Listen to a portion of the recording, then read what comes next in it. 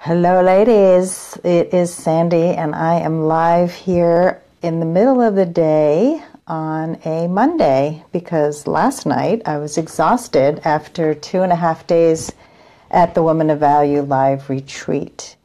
And oh my God, it was amazing.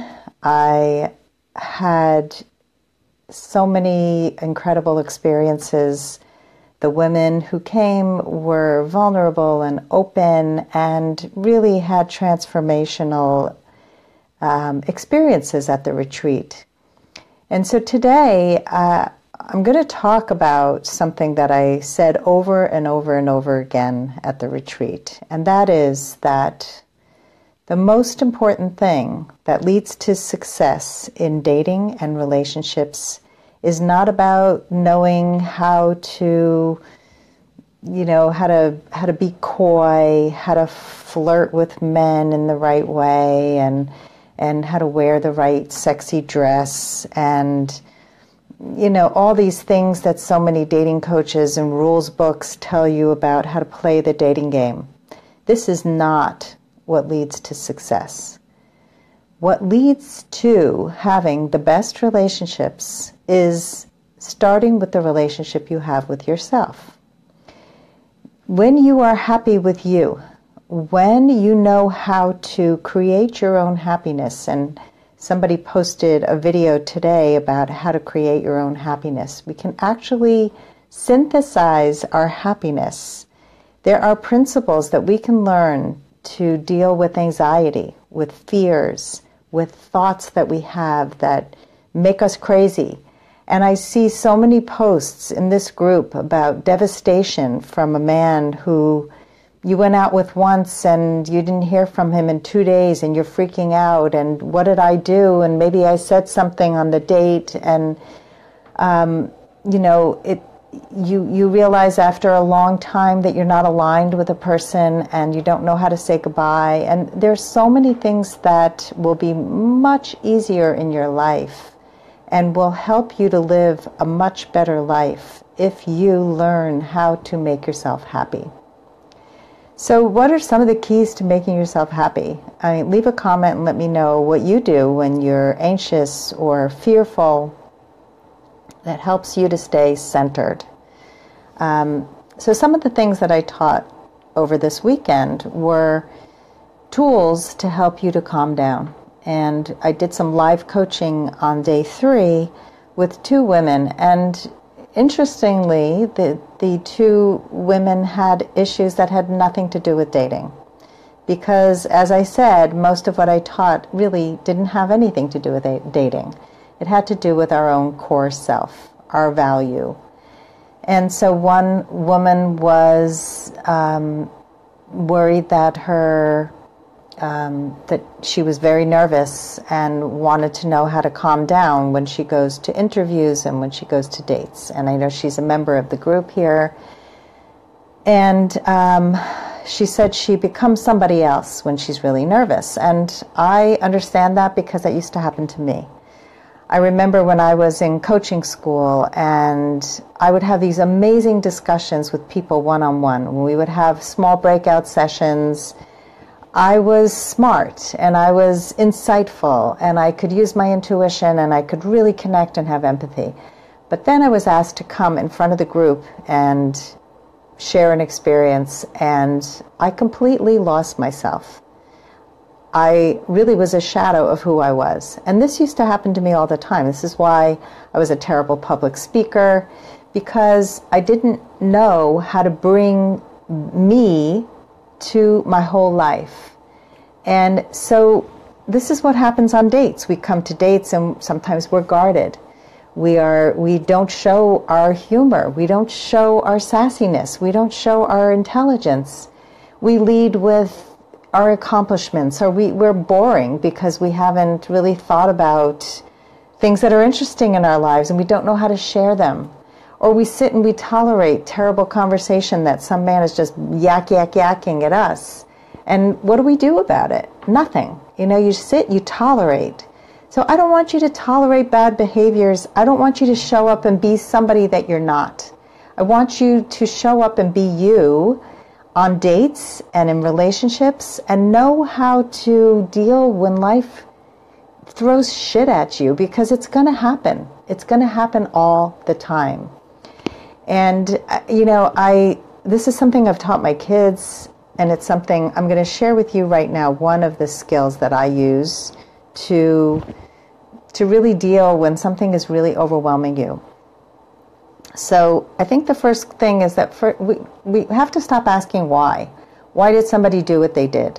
It doesn't matter why. It matters that they did it. It matters that somebody treated you like crap. So you have to really know, how do I want to be treated? Do I love myself enough to walk away from crappy behavior? You really have to get that straight. So when you love yourself enough, when you have your must-haves, when you have all of this really front and center, don't tolerate people who are not filling that list. Those 5 things that you must have, you've got to know what they are. And I helped all the women in the group do this over the weekend. Most of us get this wrong, and so we tolerate behaviors that are not aligned, and we spend so much time with the wrong people. And guys, time is of the essence. I mean, I don't know about you, but I don't waste time with people who are not in that 5 must-have list. I just don't. I mean, it could be a first phone call, and I know, and I'm out. So knowing what your must-haves are, knowing how to get those must-haves met, and know how to talk about them and ask the right questions, that's all part of the process. But so what happens when, something happens in a relationship? Somebody says something to you that's hurtful, somebody ghosts you, you're freaking out, you're really upset because somebody did something to you, right? So what do? You have to be able to self-soothe. And this is a skill that most people don't have. And one way to self-soothe is not to absorb everything that's coming in. We have a lot of empaths in this group, and in my coaching practice, very empathic women who take in everything somebody says, and we take it all to heart. So how do you not take it all to heart? You have to learn to observe it and not absorb it. And one of the techniques that I use is called clouding. So imagine something is hurtful, or somebody's in your space and it's feeling overwhelming. You're feeling like somebody is really being critical. And so before you respond to criticism or to bad feelings, and you don't want to bolt and leave the space, take whatever's going on and put it in an imaginary cloud. So there's a cloud that's floating by. You put all that crap into the cloud and then watch it float away. So you're not taking it in. It doesn't go in you. It's like Teflon. It's outside of you and not in you. And when something's outside of you, it's so much easier to deal with it than if it's inside you. It doesn't become you. It's just something you're observing. So if you can do this clouding exercise with anything, like a man doesn't call you back, just cloud it. Watch it float away. It's not about you. It's almost always not about you. And so instead of asking, why did he do this? Why did he do this horrible behavior? Or why did he say this and then not follow through? Ask yourself a different question. Why would I want to be with somebody who doesn't follow through? Why would I want to be with somebody who says something and means something else? Why would I want to be with somebody who says he's a jerk and then he also, pulls out my chair and treats me nicely in other ways? Like, why would I want to be with somebody who doesn't have my must-haves? So even if he has other nice qualities, it doesn't matter. I want you to stop letting jerks run your headspace.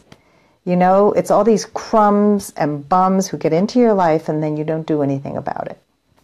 So let me know how this is all resonating with you. Give me a like, give me a thumbs up, give me a heart. And I'm going to go on the Facebook page because I'm not seeing any comments. So if anybody's commenting, I will see them in a moment. I don't see any comments except Rose is saying hi. Hello.